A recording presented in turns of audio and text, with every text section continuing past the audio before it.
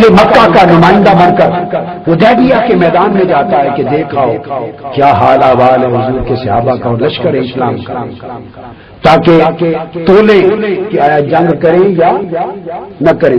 تو اس وقت مسلمان نہیں تھا عروہ، تو وہ آ کے کہتا ہے کہ خدا کی قسم اس لشکر سے جنگ نہ کرنا، میں نے کیسر روم بھی دیکھا ہے، کسرا ایران بھی دیکھا ہے، حبشہ کا نجاشی بھی دیکھا ہے، دنیا کے کسی بادشاہ اس کے درباری وہ تعظیم نہیں کرتے جو اصحاب محمد کی تعظیم کرتے۔ بھئی کیا کرتے؟ اس نے کہا اللہ کی عزت کی قسم میں نے آنکھوں سے دیکھا، اگر لعاب دہن پھینکتے ہیں تو زمین پر نہیں گرنے دیتے، اٹھا کے چہروں پر مل لیتے، اگر وضو کرتے ہیں تو ایک قطرہ زمین پر نہیں گرنے دیتے، چہروں پر مل لیتے، اور جس کو حضور کے پانی کا قطرہ نہیں ملتا وہ لوگوں کے گیلے ہاتھوں سے ہاتھ رگڑ کے چہرے پہ مل لیتا ہے۔ اگر آقا اسلام اپنی حجامت کرواتے ہیں تو بال نہیں گرنے دیتے، اٹھا کے سنبھال لیتے ہیں، نگاہیں جھکائے رکھتے ہیں، اس طرح بیٹھتے ہیں ساکت و سامت جیسے سر پہ پرندے ہیں۔ جب ان کے ادب کا یہ عالم ہے تو ان کے جذبہ ایمانی کی کیفیت یہ ہوگی کہ ان کے ساتھ کبھی جنگ لڑنے کی کوشش ہو جائے۔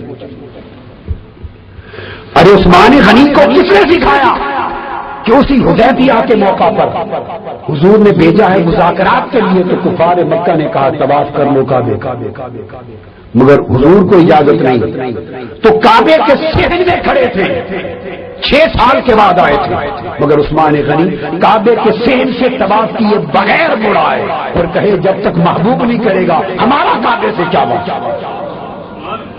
فرمایا كنت لا اطوف به حتى يطوف به رسول الله وراجع الى رسول الله، طواف کے بغیر پلٹ آئے، اگر حضور نہیں کریں گے تو میں نہیں کروں گا۔ کس نے سکھایا؟ کہیں طواف کرنا حضور کے بغیر منع تھا؟ ارے علی شیر خدا کو کس نے سکھایا کہ آپ کی عصر کی نماز ابھی تک نہیں پڑھی اور حضور جھولی میں سر انور رکھ کے اگر لیٹے ہیں اور نماز جا رہی ہے، سورج غروب ہو رہا ہے تو نماز قربان کر دو، مگر حضور کو بے آرام نہ کرنا۔ کس نے سکھایا؟ یہ سارے آداب تعظیم و تکریم کے محبت سکھاتی، عشق سکھاتی، اور پھر صحابہ کا عالم یہ تھا کہ کتنا لطیف ادب تھا، تعظیم و تکریم کا کتنا لطیف حال تھا۔ حدیث میں آتا ہے کہ ایک صحابی حضرت قباس بن اشیم، ان سے پوچھا گیا انت اکبر ام رسول اللہ؟ اب یہ بات سنو، قباس بن اشیم آپ بڑے ہیں عمر میں یا حضور بڑے ہیں؟ اب ایک روزمرہ کی گفتگو ہو رہی ہے۔ انہوں نے کہا کہ میں بھی عام الفیل میں پیدا ہوا تھا، یعنی وہ ابرا کے ہاتھیوں والا جو لشکر کا واقعہ اسی سال میری پیدائش ہوئی، یہ معلوم تو کسی نے پوچھنا چاہا کہ کس کی پیدائش پہلے، آپ بڑے ہیں یا حضور بڑے ہیں؟ اب صحابی جواب دیتا ہے قال رسول اللہ صلی اللہ علیہ وسلم اکبر منی وانا اسن منی، اس نے کہا کہ نہیں، بڑے تو حضور ہی ہیں، میں صرف بوڑھا ہوں۔ ہائے ہائے ہائے، میں سنگ رسیدہ ہوں، زیادہ بوڑھا ہوں، اگر بڑے تو حضور ہیں۔ اب ایک تذکرہ عمر میں سالوں کی زبان میں بات ہو رہی ہے کہ بڑا کون ہے، کون پہلے پیدا ہوا، مگر اس میں بھی لفظ بڑا کا استعمال کرنا ان کا ادب اجازت نہیں دیتا۔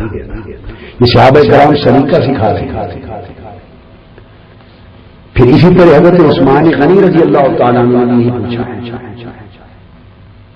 ان کو بھی یہی جواب دیا، اور دوسری روایت میں آیا ان سے پوچھا گیا کہ آپ بڑے ہیں؟ فرمایا رسول اللہ صلی اللہ علیہ وسلم اکبر منی وانا اقدم منہ فی المیلاد، انہوں نے بتایا کہ بڑے تو حضور ہی ہیں، میں تو بس پیدا پہلے ہو گیا تھا۔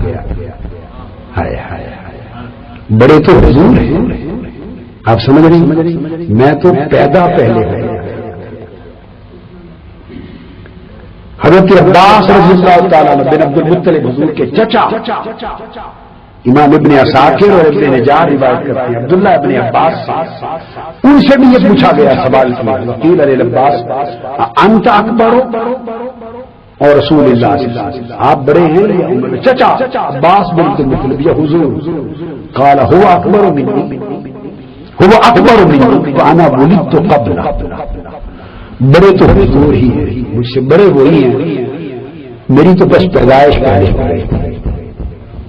اب آپ مجھے بولیے، ایک نے بات نہیں کی، کتنے صحابہ سے ایک سوال مختلف مواقع پر ہوا ہے، مگر کوئی ایک صحابی بھی لفظ اکبر عمر میں بڑا ہونا اتنی بات کی نسبت بھی اپنی طرف حضور کے مقابلے میں گوارا نہیں کرتا۔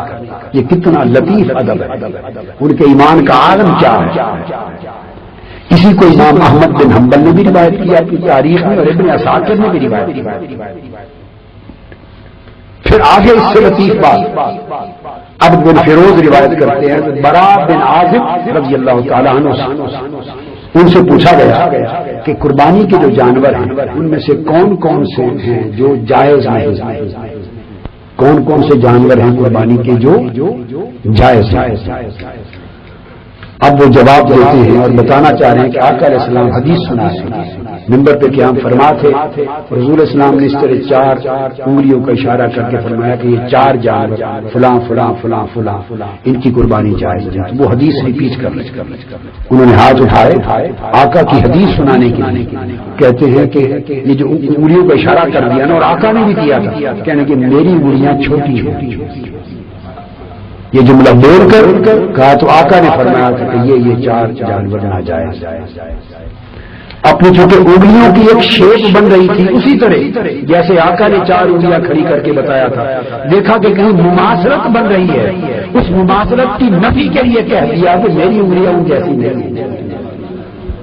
آپ اندازہ کریں کہ ایک عام گفتگو ہے، ایک ڈائلاگ ہے، ایک کنورسیشن ہے، ایک تبادلہ خیال ہے، ایک انداز بیان ہے، اس میں نہ مماثلت ہو رہی ہے، نہ مساوات ہو رہی ہے، نہ بے ادبی اور گستاخی ہو رہی ہے، مگر جہاں ہلکا سا شائبہ مماثلت کا نظر آتا ہے وہاں بھی وہ سوء ادب سمجھتے ہیں اور ایک جملہ اضافہ کہہ کر اپنی محبت اور ادب کا اظہار کرتے ہیں۔